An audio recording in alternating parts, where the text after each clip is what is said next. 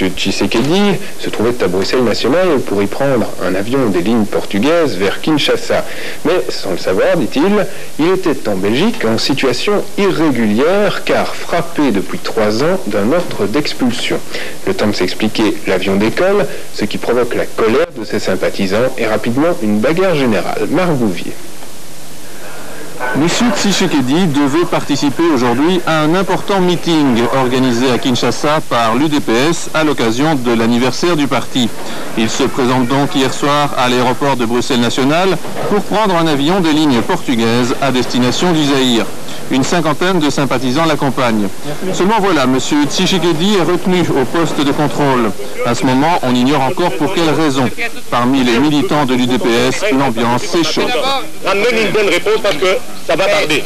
Le temps continue donc. Les heures tournent et finalement l'avion décolle sans que M. Tshisekedi soit à bord. Il ne pourra donc pas participer au meeting. La colère éclate.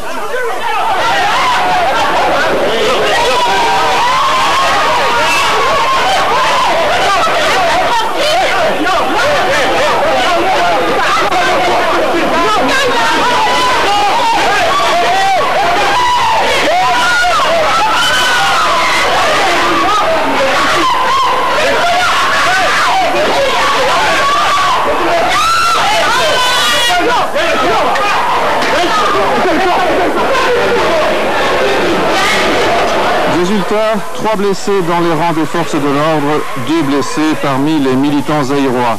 Il n'y aura pas d'arrestation, mais l'affaire ne se conclut pas là.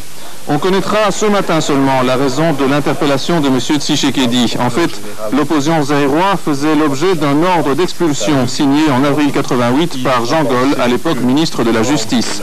Cet ordre d'expulsion, basé sur un arrêté ministériel, était valable pour 10 ans. M. Tshisekedi affirme qu'il n'en savait rien, et on peut le croire puisqu'il avait reçu récemment un visa des autorités belges avec la bénédiction de l'Office des étrangers. Il vivait en Belgique depuis plusieurs mois au vu et au su de tout le monde.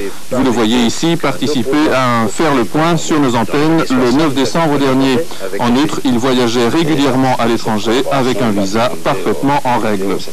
Comment se fait-il dès lors qu'un gendarme lui ait soudainement signifié qu'il était recherché et qu'il se trouvait en situation irrégulière? N'est-il pas étrange qu'on s'en souvienne précisément le jour où le leader zaïrois devait s'envoler pour présider au Zaïre un grand meeting d'opposition? Et puis, comment expliquer cet invraisemblable paradoxe? On interpelle M. Tshisekedi sur base d'un ordre d'expulsion et de la sorte on l'empêche physiquement de prendre son avion alors même qu'il ne souhaitait qu'une chose, quitter le pays.